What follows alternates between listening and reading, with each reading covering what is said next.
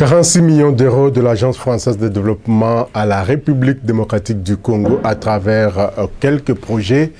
La signature de ces conventions de financement entre la RDC par les biais des ministres des Finances et celui de l'Environnement, le gouverneur de la ville, province de Kinshasa d'une part, et la France représentée par son ambassadeur et les directeurs adjoints de l'Agence française de développement AFD a eu lieu le 14 juillet dernier, jour de la fête nationale française dans l'enceinte même de l'ambassade de France ici en République démocratique du Congo.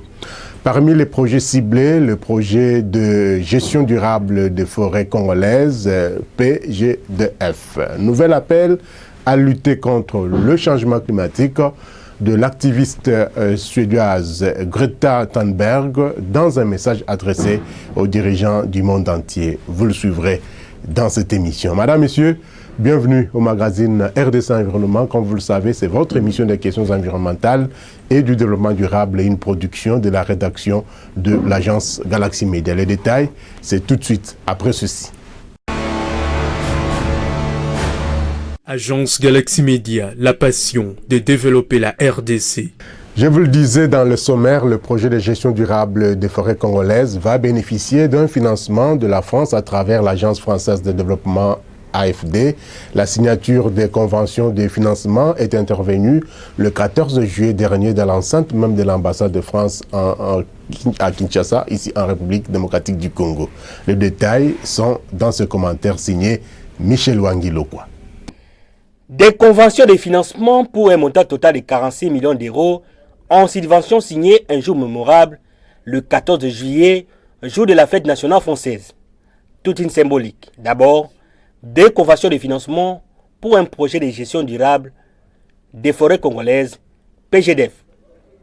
José Seleyalagouli, ministre des Finances, François Pugelas, ambassadeur de France en RDC, Gianni Sartena, directeur adjoint de l'Agence française de développement AFD, et Claude Nyabungabou, ministre de l'Environnement et du Développement durable, tous ont apposé leur signature sur les 3 conventions de financement. Cet appui témoigne de l'engagement accru de la France aux côtés de la République démocratique du Congo dans une perspective à long terme et pour contribuer à la préservation et à la gestion durable des forêts du pays. La richesse de sa diversité tient beaucoup à ces forêts et au potentiel qu'elles représentent pour le développement durable du pays sur le plan de l'environnement, de l'économie ou encore de la santé. Ces programmes financés par la France ont pour objectif global de créer les conditions d'une gestion durable des forêts de la RDC, assurer la valorisation actuelle des ressources forestières et une amélioration significative de la gouvernance aux différentes échelles nationales, provinciales et locales. Il est question pour moi de dire que ça vaut la peine que la République démocratique du Congo puisse se réjouir avec la France à ses côtés, d'abord pour l'initiative. En ce qui concerne la gestion durable des forêts, vous le savez, la gestion pas très rationnelle, pas très stratégique de cette forêt peut exposer non seulement le pays, mais également l'humanité à des graves déficits environnementaux dont les conséquences seront incalculables. Donc, c'est tout à fait normal que nous puissions nous mobiliser, aussi bien le gouvernement congolais que la France, pour pouvoir inscrire la gestion de ces patrimoines universels dans la durée. Et donc, le titre du projet le dit, gestion durable des forêts. Donc, nous allons le faire. Il en est de même pour le projet Bopeto, pour, comme le titre le dit, garantir la résilience de certains quartiers de la ville de Kinshasa. Il y a quelques années, j'ai lu un très bon ouvrage d'un géographe américain, Jerry Diamond, qui a écrit sur l'effondrement. Et on voit l'effondrement des sociétés pour des raisons environnementales. Et donc, chaque fois que je me promène dans la ville de Kinshasa, ville qui m'a vu grandir, je m'inquiète également de l'effondrement de certains quartiers, peut-être butés à des difficultés de disparition. Aujourd'hui, grâce à ces projets, nous allons lancer un mécanisme, mais également une initiative qui n'est qu'une première, mais qui devrait se prolonger, pour pouvoir garantir la résilience de nos quartiers pour lutter contre ces problèmes environnementaux et nous prémunir contre le drame de disparition de ces quartiers et à terme de la ville de Kinshasa.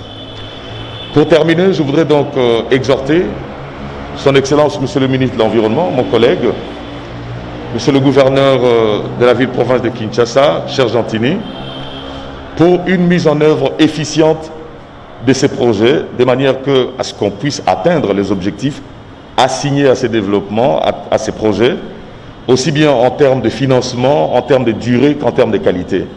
Pour le reste, le ministère des Finances restera en tout cas à votre disposition pour vous appuyer. La contribution de la RDC à la lutte mondiale contre le changement climatique est cruciale pour l'avenir de la planète. C'est à ce titre, et forte d'une expérience reconnue, que l'Agence française de développement a été sélectionnée par le Fonds national RED+, de la RDC, FONARED, pour mettre en œuvre un financement de 12 millions de dollars américains attribué à la RDC par l'initiative des forêts d'Afrique centrale, CAFI. Afin d'accroître la portée de ces projets, l'AFD a décidé d'abonder ces financements à la hauteur de 4 millions d'euros dans le cadre d'un partenariat avec le ministère congolais de l'Environnement et du Développement durable pour appuyer la RDC dans la formulation de sa politique forestière et la réforme de son cadre légal et normatif, afin de créer les conditions d'une gestion plus responsable et durable des forêts congolaises.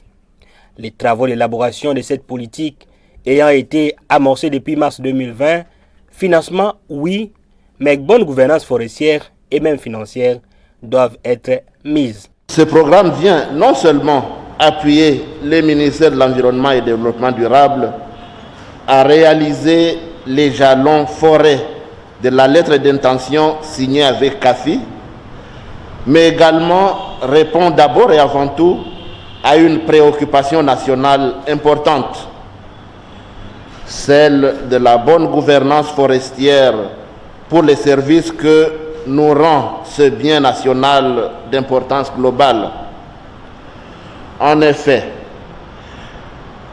alors que ce programme trouve la source de son financement dans la lutte contre les changements climatiques, ses ramifications et son impact seront multiples. Dans la crise actuelle de la Covid-19, nous ne pouvons ignorer que l'exploitation de plus en plus profonde de nos forêts risque de déclencher des situations sanitaires similaires à l'avenir. Toutefois, je dois rappeler que par sa biodiversité, la forêt apporte une pharmacopée indéniable. Par ailleurs, les méandres du fleuve Congo, notre source de fierté et d'énergie, correspondent de près au tracé de la forêt. Que deviendra notre potentiel hydroélectrique si la forêt venait à disparaître? Finalement, quel développement pour notre peuple, dont 60% dépendent de la forêt, sans sa bonne gouvernance? Pour toutes ces raisons, mesdames et messieurs, nous nous devons de gérer durablement notre forêt. Dans le même ordre d'idées, une autre convention de financement de 15 millions d'euros a été signée entre Sélé Yalagouli, François Pugelas, Giannis Artena et Gentini Gobila, gouverneur de Kinshasa, pour un projet d'assainissement dans les communes délimitées, quartier Ndanou et Salongo et Massina, quartier abattoir. Objectif, protéger les habitants contre les inondations et améliorer les systèmes de collecte et de gestion des déchets solides avec une participation large des populations de ces quartiers. En décembre 2015, les pluies torrentielles se sont abattues à Kinshasa et avaient provoqué des inondations sans précédent dans les quartiers périphériques, entraînant la mort de 31 personnes, laissant plus de 20 000 ménages sans abri et privant les 2/3 de la ville d'eau potable. À cet effet, le gouverneur de la ville de Kinshasa avait sollicité auprès de l'Agence française de développement le financement d'un projet pour atténuer les risques d'inondation dans ces quartiers périphériques de la ville. C'est dans ce cadre qu'en février 2016, l'AFD avait démarré le processus d'instruction et de préparation du projet Topetola, dont le financement vient d'être bouclé ces jours. L'octroi par la France de cette subvention de 15 millions d'euros va permettre la mise en œuvre rapide du projet Topetola, qui du reste est en harmonie et en cohérence avec la vision Kinshasa-Bopeto.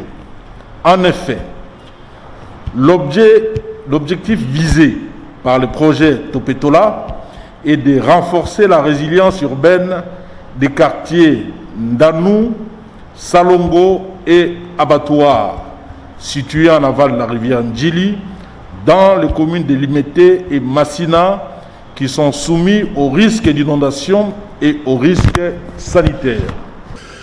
Évidemment, le ministère de l'Environnement et du Développement durable de la RDC s'est déjà lancé dans la mise en place d'une politique forestière nationale pour la RDC dont le deadline est fixé au 30 décembre 2020, à en croire le ministre Claude Nyamugabo. Après le lancement des travaux en mars dernier, un atelier d'appropriation a donc été organisé dernièrement pour doter réellement le pays de cet instrument pour une gestion durable des forêts et permettre aux populations congolaises de bénéficier des retombées des ressources forestières. Parce que nous parlons gestion durable des forêts, sachez que le gouvernement brésilien s'est engagé mercredi 15 juillet 2020 dernier à réduire au minimum acceptable la déforestation et les incendies en Amazonie, en réponse bien sûr aux critiques venues de l'intérieur tout comme de l'extérieur du pays depuis l'arrivée au pouvoir de Jair Bolsonaro. Nous allons tenter de réduire au minimum acceptable la déforestation et les incendies pour démontrer à la communauté internationale et à la société brésilienne notre engagement, a promis le vice-président Hamilton Mourao, mais a précisé le général qui dirige le Conseil national de l'Amazonie créé en janvier. Il est clair que la déforestation zéro et le développement économique ne s'excluent pas l'un l'autre. Le vice-président, qui s'exprimait après avoir dirigé une réunion de ce conseil interministériel, a insisté sur le ferme engagement du gouvernement brésilien vis-à-vis de la préservation et du développement de l'Amazonie, la plus grande forêt tropicale du monde, dont 60% se situe en territoire brésilien. Il n'a pas toutefois fourni une précision sur les moyens que Brasilia mettrait en œuvre. La déforestation de l'Amazonie brésilienne a atteint une recrudescence ou encore un record avec une accélération de 25% au cours du premier semestre par rapport à la même période de 2019. Et là, touché 3069 km², le chiffre le plus élevé depuis la compilation de ces données en 2015, selon l'Institut national des recherches spatiales, INPE. Voilà donc ce qu'on pouvait dire sur cette lutte contre la déforestation au Brésil. Mais la lutte contre le changement climatique est l'affaire de tous. Jeunes et vieux, hommes et femmes. Et d'ailleurs, jeudi 16 juillet dernier, l'activiste suédoise Greta Thunberg a lancé avec plus de 3000 personnalités et scientifiques un appel à lutter contre les changements climatiques. Greta Thunberg, que vous allez suivre dans cette émission avec ces messages qui s'adressaient aux dirigeants du monde entier à travers les dirigeants de l'Union européenne, demande de prendre des mesures immédiates pour éviter un désastre climatique et écologique. La jeune Suédoise enjoint donc les dirigeants à percevoir et traiter le changement climatique comme une crise pour prendre les mesures nécessaires pour en sortir. Parmi ces mesures figure donc l'appel qui a été relayé et sous-titré en français par le journal Le Parisien, insiste notamment sur la nécessité de sortir des énergies fossiles. Je ne vous en dirai pas plus, je vous propose de suivre Greta Thunberg dans cette vidéo. We need to see it as, above all, an existential crisis. And as long as it's not being treated as a crisis, we can have as many of these climate change negotiations and talks, conferences as possible. It won't change a thing.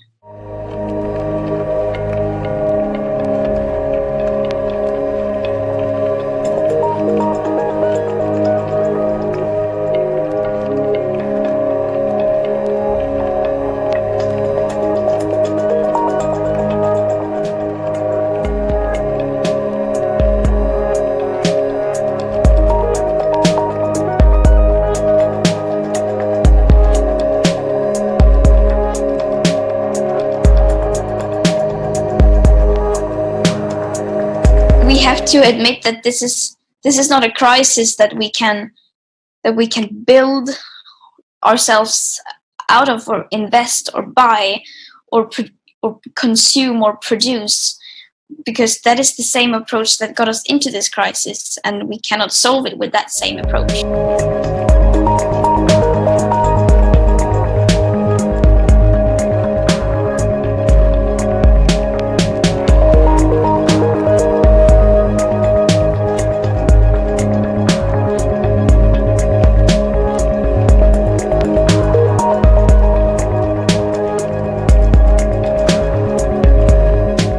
If you just look at the planned production of fossil fuels that the world's countries are planning to produce by the year 2030, according to the UN Production Gap Report, that accounts for 120% more than what would be consistent with the 1.5 degree target. So that means that if we are to stay below these targets, we have to make it possible to tear up and abandon valid contracts and deals, and that is not possible within today's system. In the beginning, I was very worried, but when I started doing something, then there came hope from that, because hope comes from action. So if you don't want to feel terrified or worried or scared, then the only thing you can do is to take action. Voilà, c'était là donc l'activiste suédoise Greta Thunberg qui appelait les dirigeants du monde à lutter contre les changements climatiques. La poursuite de la croissance économique est incompatible avec la préservation de la biodiversité. Selon l'écologique Jean-Louis Martin, directeur de recherche au Centre d'écologie fonctionnelle et évolutive du CNRS, le constat des effets négatifs de nos activités sur la vie qui nous entoure est très ancien. Au XXe siècle déjà, ces répercussions ont pris, avec l'apogée du productivisme, une ampleur inégalée. Le constat s'avère simple. La production des biens exige de consommer toujours plus de ressources naturelles, de matières premières et d'espace, alors que tous ont des limites et sont de plus en plus difficiles à obtenir. Elle produit des déchets en quantité sans cesse plus importante dans un monde ayant une capacité limitée à les absorber et au prix des modifications profondes de son fonctionnement.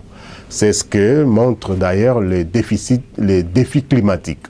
À en croire Jean-Louis Martin, cela fait près d'un demi-siècle que ce constat s'est hissé au rang des préoccupations internationales à la suite de la première conférence des Nations Unies sur l'environnement tenue donc en 1996. Elle faisait écho au rapport du Club de Rome publié quelques mois auparavant. Tout y était donc dit et l'idée de croissance était radicalement mise en cause. Mais ces conclusions furent englouties par la révolution libérale qui suivit. La motivation de cette révolution n'était probablement pas étrangère aux menaces que ces débuts de prise de conscience planétaire faisaient peser sur des pans entiers du système économique. Les politiques se basent toutes sur des scénarios de croissance et une évolution de la nature conforme aux attentes de l'économie des marchés. Elles font l'hypocrisie ou encore elles font l'hypothèse que des gains d'efficacité dans l'usage des ressources, produire plus en consommant moins, permettrait donc de découpler croissance et perte de biodiversité. Ce découplage n'a pas eu lieu, en tout cas, de nombreux travaux suggèrent qu'il n'est pas réalisable. Un premier collectif, à minima, bien sûr, suggéré par ses auteurs, serait de tempérer dans les négociations internationales les présupposés favorables à la croissance grâce à une reconnaissance explicite des problèmes que celle-ci pose au maintien de la biodiversité. Devant l'ampleur du défi à relever, c'est une révision encore plus radicale du fonctionnement, du rôle et de la place de l'économie qui semble devoir s'imposer afin de la mettre sans ambiguïté au service des personnes et de la viabilité de leur environnement. Comme les États membres l'ont reconnu lors du sommet sur les objectifs de développement durable qui s'est tenu en septembre dernier, les efforts mondiaux déployés jusqu'à présent demeurent insuffisants pour permettre l'évolution nécessaire de la situation, ce qui remet en cause la promesse faite aux générations actuelles et futures dans le cadre du programme 2030. Aujourd'hui, en raison de la COVID-19, une crise sanitaire, économique et sociale sans précédent menace des vies et des moyens de subsistance, ce qui complique encore la réalisation des objectifs de développement durable. C'est ce qu'a indiqué Antonio Guterres, secrétaire général de l'Organisation des Nations Unies. À marge des conclusions du rapport 2020 des objectifs de développement durable ODD que vient de publier les Nations Unies dans le contexte de la pandémie de la COVID-19, responsable bien sûr de la mort de plus de 613 996 personnes à travers le monde au 21 juillet 2020, le Centre congolais des droits du développement durable CODED a publié un communiqué datant du 6 juillet 2020. Dans ce communiqué, l'organisation a formulé des recommandations à l'endroit du gouvernement national et des gouvernements provinciaux de la République démocratique du Congo. Je vous propose de découvrir la teneur de ce communiqué du CODED dans cette lecture de Muriel Makissé. Les Centres congolais pour les droits du développement durable CODED en sigle attire l'attention du gouvernement congolais sur les conclusions du rapport 2020 des objectifs de développement durable que vient de publier les Nations Unies dans le contexte de la pandémie de la COVID-19, responsable de la mort d'environ 463 000 personnes à travers le monde au 20 juin 2020.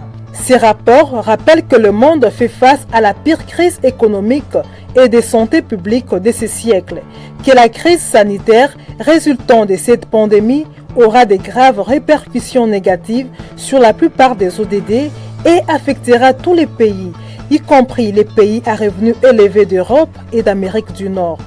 Un objectif clé des prochains jours, mois et années sera de restaurer l'activité économique sans simplement restaurer les anciens schémas de dégradation de l'environnement.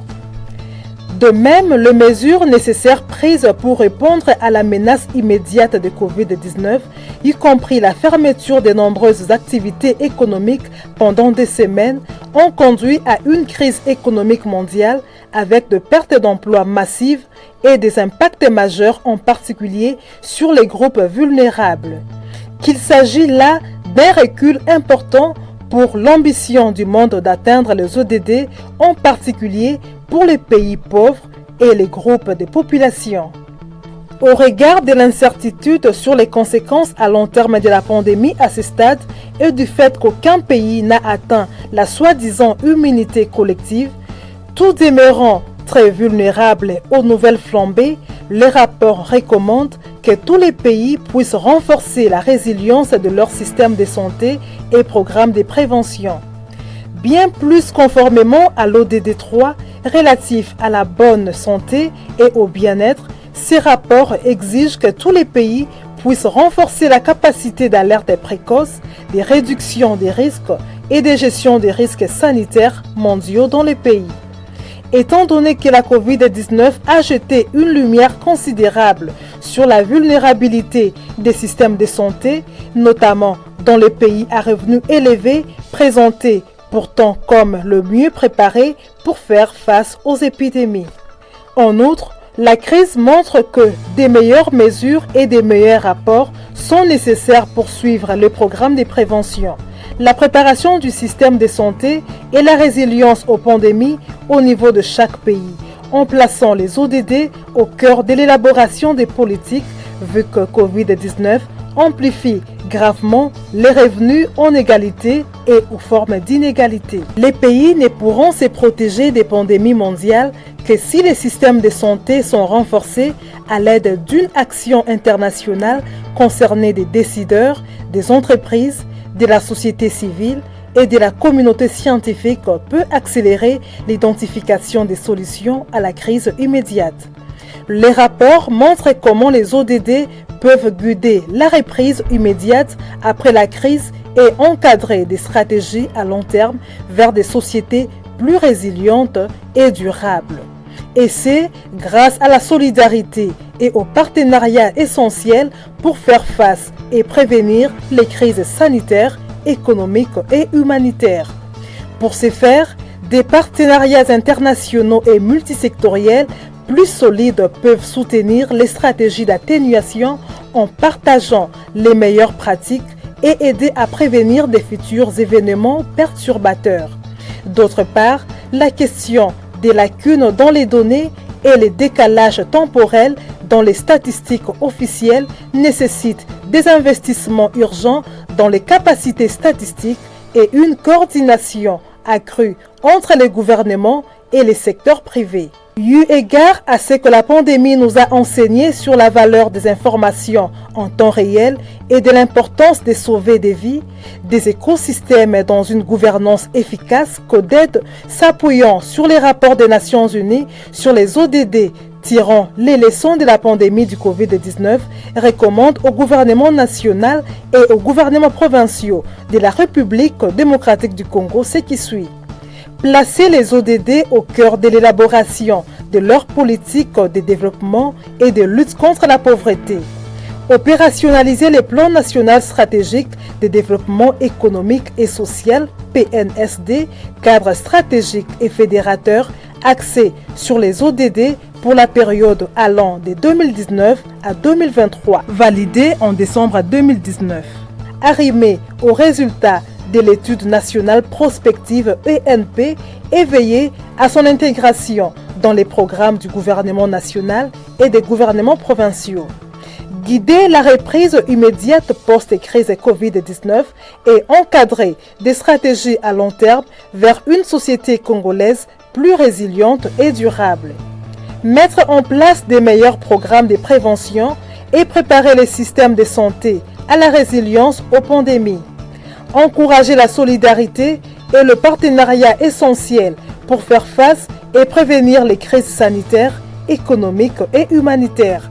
Renforcer la capacité d'alerte précoce, de réduction des risques et de gestion des risques sanitaires dans les pays. Concentrer d'importants efforts pour l'augmentation de la disponibilité des données statistiques officielles en vue de l'identification des mesures urgentes permettant de faciliter le monitoring de la lutte contre la pauvreté. Fait à Kinshasa le 6 juillet 2020.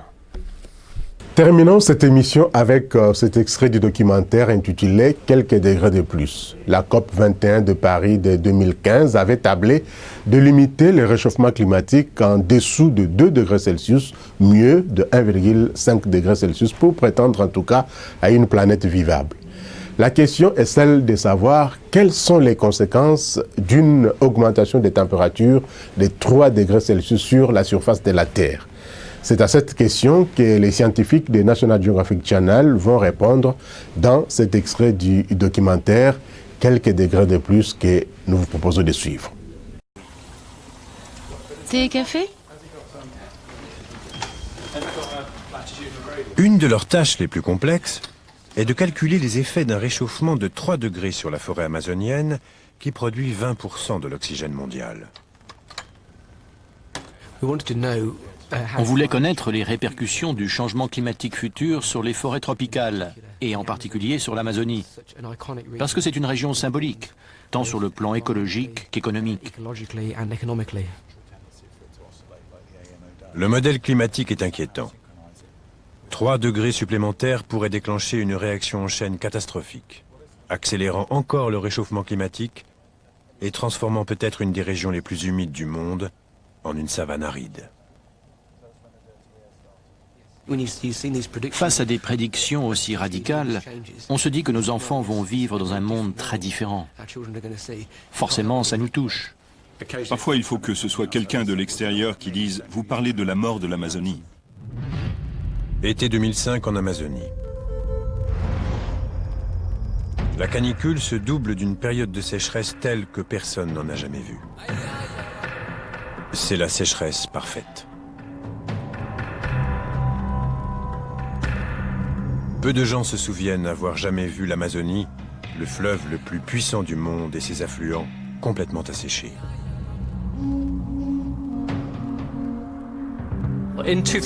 En 2005, l'Amazonie a connu une situation incroyable.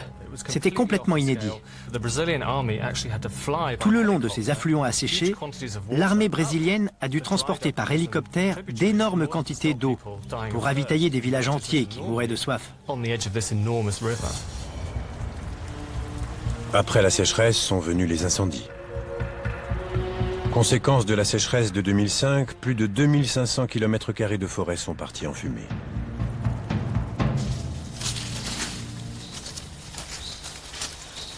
Dans le parc national Chingu, la tribu Kiseji est désormais sur la ligne de front de la guerre climatique.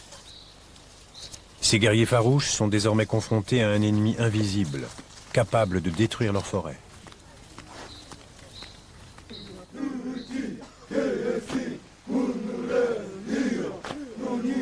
Les hommes de la tribu se préparent au combat par une danse transmise de génération en génération.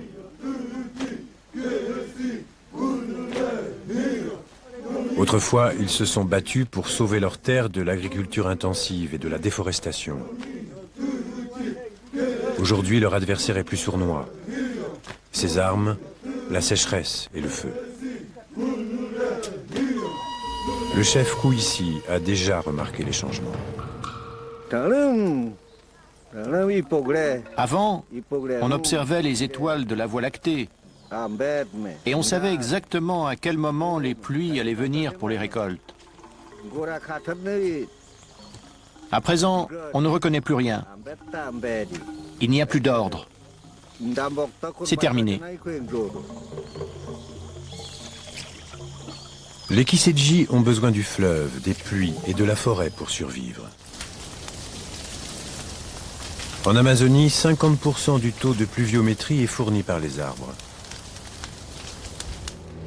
Plus la forêt régresse, plus la source même de la pluviométrie dans la région diminue. À chaque arbre qui disparaît, c'est un pas de plus vers une situation généralisée de sécheresse et d'incendie. Écologiste, Daniel Nepstadt étudie l'Amazonie depuis plus de 25 ans. Il voit le réchauffement climatique et la déforestation pousser la région vers un point de non-retour. D'ici une vingtaine d'années, on assistera peut-être à ce qu'on appelle des réactions positives, un cercle vicieux de sécheresse et d'incendie. 20 ans, c'est beaucoup plus tôt que ce que prévoient les modèles climatiques.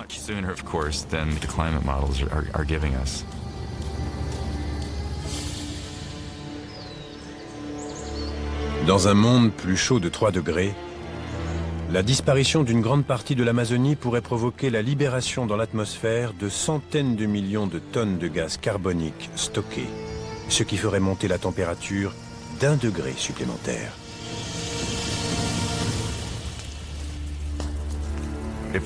Dans 30 ans, si l'Amazonie n'est plus recouverte que de broussailles, avec le recul, je saurais qu'on avait une chance de sauver un des plus grands trésors de cette planète.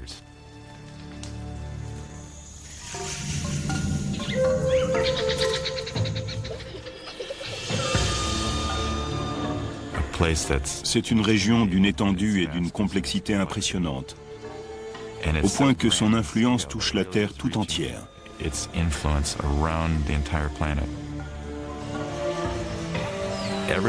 Chacun est lié à cet écosystème d'une façon ou d'une autre.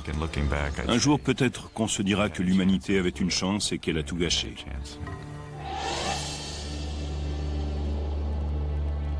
« 3 degrés de plus pourrait faire glisser le monde sur la pente d'un réchauffement incontrôlable. Dans notre passé, rien ne nous a préparés à des conditions aussi extrêmes. Une époque où les tempêtes du siècle deviendront un phénomène courant.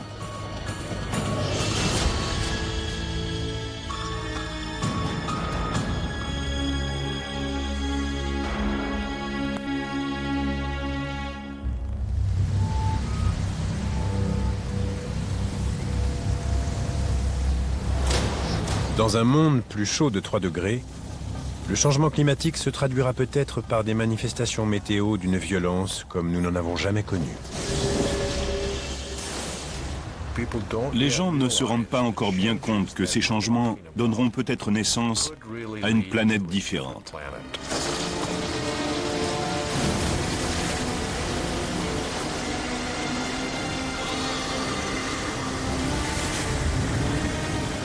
À mesure que les océans se réchauffent, le nouveau modèle climatique mondial sera la reproduction d'une anomalie plus ou moins régulière, le phénomène El Niño. Avec 3 degrés de plus, ces perturbations cycliques pourraient devenir la norme. C'est déjà arrivé par le passé. Au Paléocène, par exemple, alors qu'il faisait 3 degrés de plus qu'aujourd'hui, le schéma de circulation de l'océan dans le Pacifique était différent. Ça correspondait à un El Niño permanent. Normalement, les alizés poussent les courants océaniques chauds vers le Pacifique Ouest, tandis que les eaux fraîches et riches en éléments nutritifs baignent les côtes d'Amérique du Sud. Pendant El Niño, le processus se renverse. Ces premières manifestations sont des fluctuations anarchiques de la pression atmosphérique. Les alizés faiblissent et changent de direction. Les eaux chaudes s'accumulent dans tout le Pacifique Est. Le littoral sud-américain est touché par des pluies torrentielles et des inondations. La sécheresse sévit dans les forêts indonésiennes et les zones agricoles australiennes. D'autres modèles climatiques incluent une autre prévision tout aussi alarmante. Un réchauffement continu pourrait alimenter une nouvelle génération de super-ouragans. Si la température monte de 3 degrés, il y aura d'autant plus d'énergie dans les océans du monde entier pour nourrir les ouragans, puisque ceux-ci trouvent leur carburant dans les eaux chaudes de l'océan. Les scientifiques continuent de chercher un lien entre le réchauffement climatique et les puissances des ouragans. Dernièrement, ils ont constaté que les tempêtes étaient plus violentes. Les ouragans sont classés sur une échelle de 1 à 5. D'après une étude, au cours des 30 dernières années, le nombre d'ouragans violents a doublé. Une statistique tristement confirmée par ce qui s'est passé en été 2005. Fin août, un avion chasseur de cyclones s'envole au-dessus du golfe du Mexique. Un ouragan colossal est en train de se former et se dirige tout droit sur la Nouvelle-Orléans. Tous ceux qui n'ont pas pu quitter la ville n'ont qu'un nom à la bouche, Katrina.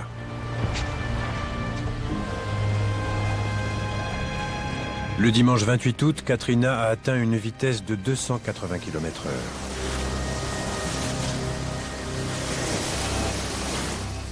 Les photos infrarouges de l'ouragan montrent bien son importance.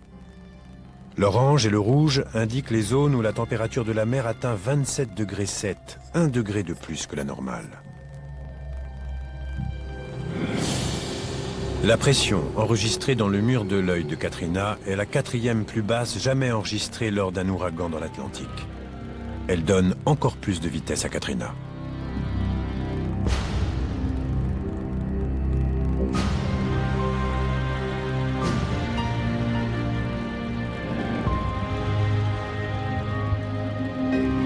L'ouragan frappe la Nouvelle-Orléans avec une violence inouïe.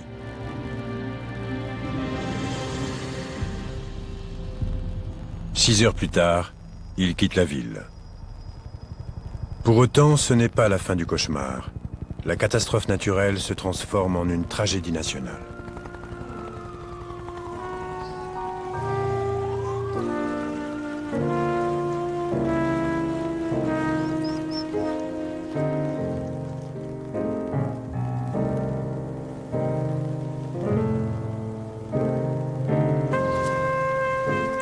Trompettiste de jazz, Irving Mayfield a grandi à la Nouvelle-Orléans.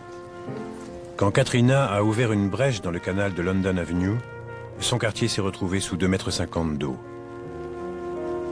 Son père était resté pour tenter de sauver la maison familiale. On n'a retrouvé son corps que des semaines plus tard.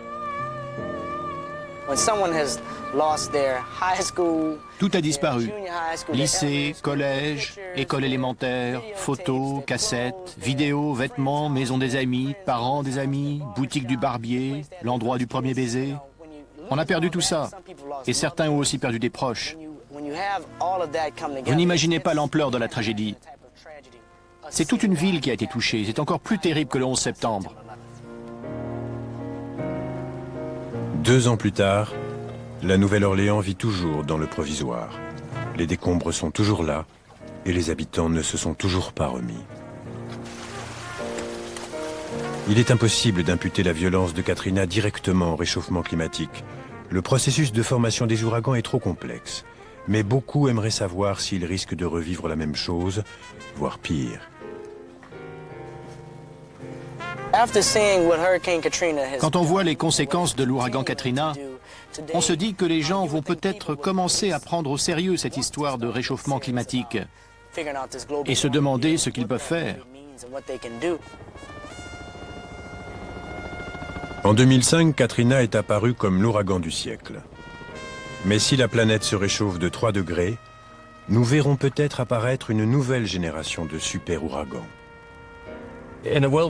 Dans un monde plus chaud, il y aura davantage d'énergie pour alimenter les ouragans. Par conséquent, les plus puissants, classés aujourd'hui en catégorie 5, risquent d'être encore plus violents et de passer en catégorie 6.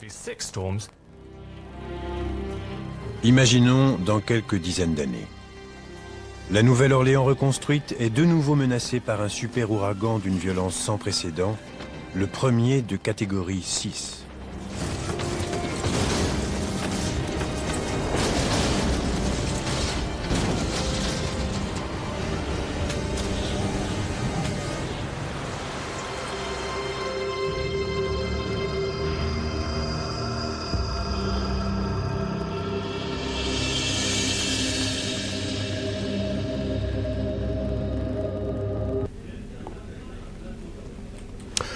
Voilà, vous avez compris qu'avec 3 degrés d'augmentation des températures, il y aura des conséquences incalculables. Et les scientifiques des National Geographic Channel vont même jusqu'à 6 degrés Celsius d'augmentation des températures sur la côte terrestre. Aujourd'hui, pendant que nous sommes déjà à plus d'1,5 degré Celsius, donc nous pouvons être à 1,8 degré Celsius, nous atteignons déjà les 2 degrés dont a parlé l'accord de Paris sur le climat. Quelles seront les conséquences si la température s'augmentait de 4 degrés, 5 degrés, voire 6 degrés Celsius? Nous aurons à vous faire découvrir toutes ces conséquences dans cette émission RDC Environnement, dans nos prochaines éditions de votre magazine. D'ici là, portez-vous bien, prenez soin de vous, mais surtout prenez soin de votre environnement parce que c'est notre maison commune. Cette maison commune ne doit pas brûler parce que si elle brûle, c'est nous tous qui allons brûler. Merci de nous avoir suivis. Merci à Kilem Mouzembede Gonzague. Merci à Priska Sekana et à toute l'équipe qui a concouru à la réalisation de cette émission qui reviendra bien sûr à la semaine prochaine. D'ici là, portez-vous bien et bonne suite des programmes sur votre chaîne. Au revoir et à très bientôt.